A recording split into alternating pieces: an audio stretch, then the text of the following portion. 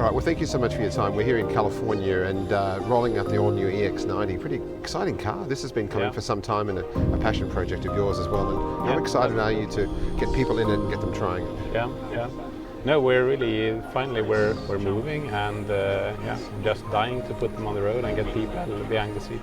And you've created a very safe car and a fun car to drive, a very practical car that your systems inside can pretty much do everything for you on the drive, and you've made it the interfaces are easy to use, it's comfortable to use, and it's such a beautiful, quiet car.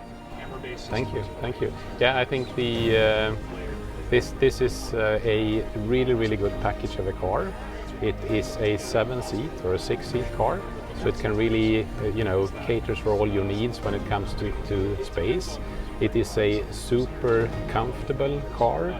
It is very quiet. It's one of the quietest cars in the class.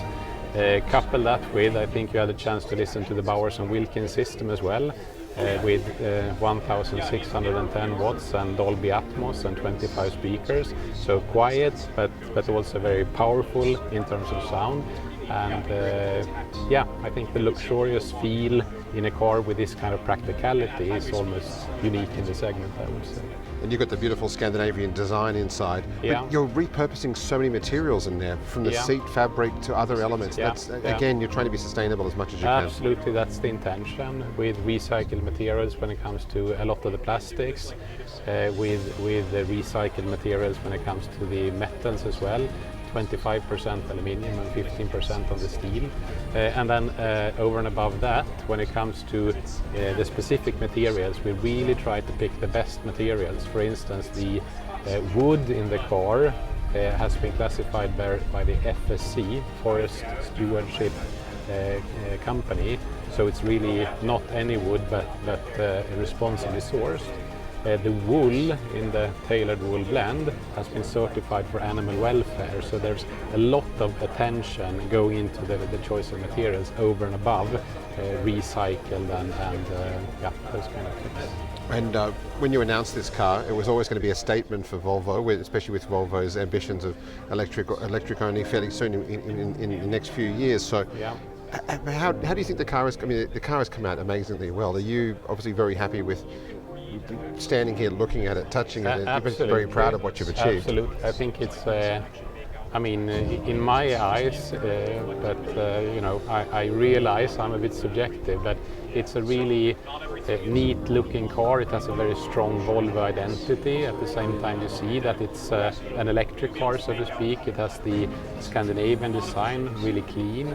You have the flush surfaces, flush glazing, you have the flush door handles, you have so really sleek, modern yet Scandinavian design, and very recognizably Volvo as well, which is of course super important to us. And fantastic performance. Once you take the turn single pedal off, you really think you're back in a combustion car and cornering with decent speed. It really handles superly well, doesn't it? Yeah, thanks. But absolutely. I mean, this car has what we call the torque vectoring D-clutch on the rear axle, so you really combine optimal grip and performance with very high efficiency as well, which is what you need to have in a car in this segment. So it's good fun to drive, it's dynamic, yet it's super comfortable.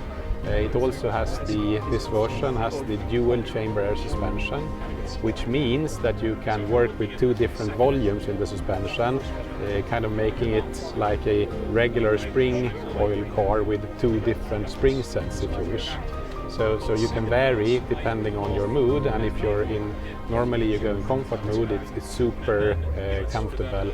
Then when you put the firm suspension on, you actually, with the torque vectoring, you get really good driving dynamics, maybe more than you would expect from a car in this kind of segment. Oh, and the range as well. Obviously 600 kilometers is very, very good for a car of this size and this weight. Absolutely. Absolutely. We really worked with all the details and to make this a good package in terms of efficiency. It needs to be an electrical car in this segment, and we really feel that we accomplished the goals in terms of efficiency, so that's super good. And fantastic interactivity and doing things. If you want to change drive modes while you're driving, you don't have to worry about a small screen and pressing buttons to go through page after page. You've made it very easy.